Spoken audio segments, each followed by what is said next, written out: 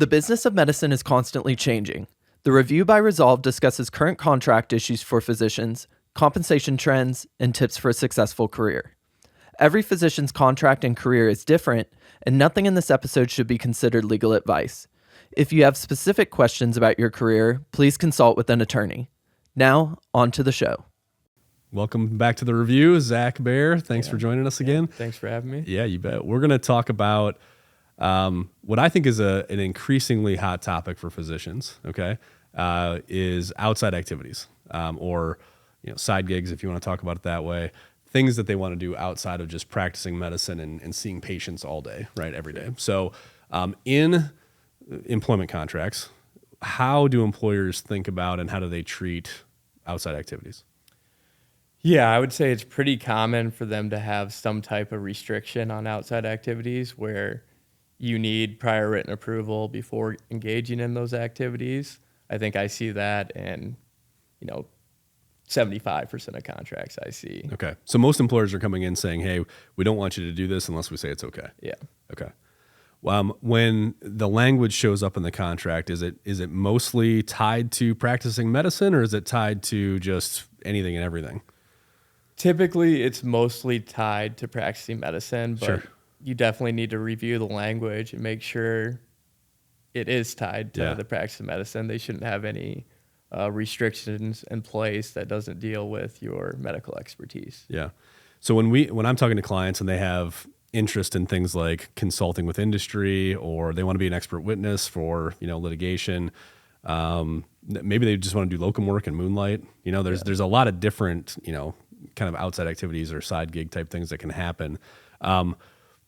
Do you often find that to be a deal breaker for clients, or is that just kind of on their nice to have list?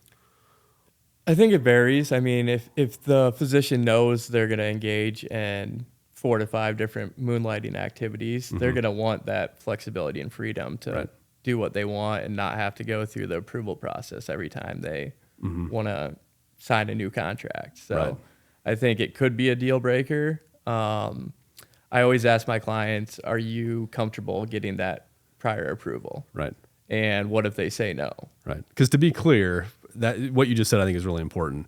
Prior approval means you can't, right? That the default rule is you're not allowed to unless we say yes. And so if you're going to accept that language, you're basically saying I'm okay with whatever administrator or whatever chair of the department, whoever it is at that point in time making that decision on that issue, and I never have authority prior to that. Yeah. Okay. So some clients it's a deal breaker for, right? Some it's not.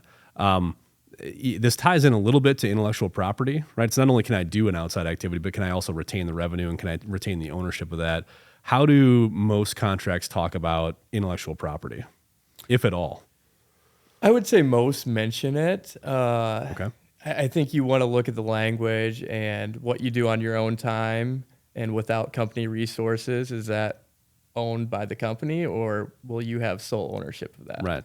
And I think you want to look at the language, see what it says regarding that issue. And if you are doing research and development, if you have intellectual property interests, I would definitely want to alter that language just to make sure there's no confusion there. Yeah.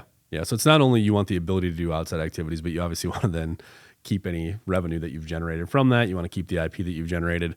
In academic settings, it seems like there's maybe different rules or different, maybe expectations from the institution on how much of that they retain. They want to share it maybe more than health systems or private practices do with the candidate. Any concerns on the employer side when we ask for a change in that language? What's the response usually on that? What's their concern on modifying it? Are we talking outside activities or intellectual property? Let's go outside activities first. Because I think outside activities, they're pretty reluctant to change that. They want to know that you're not working for a competitor. You're not working for a company that's going to harm their reputation, something to that effect.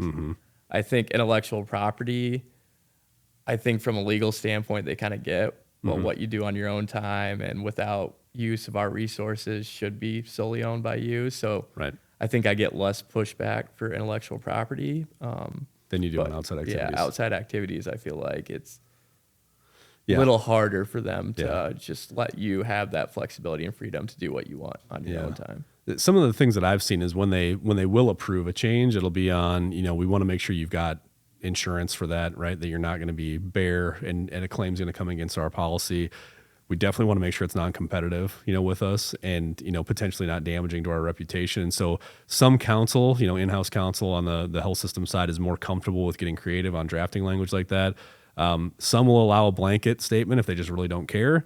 But then some will kind of take that hard line and say, no, we have to get consent on every single thing. It's just a policy, decision that we've made. So I do think it's hard to know sometimes for physicians.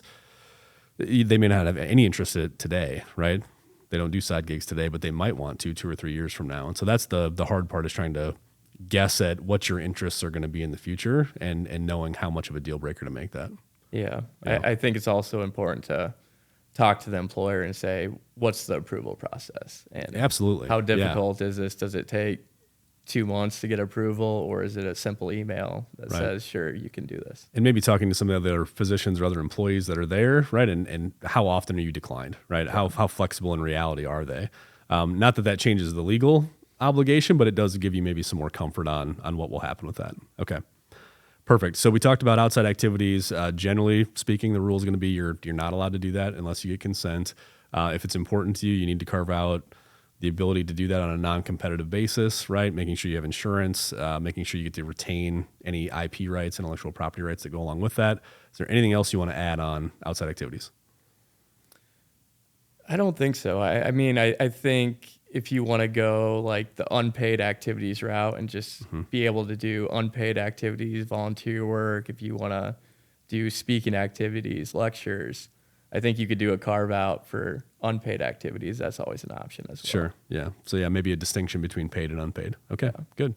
Well, I appreciate you coming on again and talking about outside activities and some intellectual property stuff. Thanks, Zach. Yeah, thank you. You bet.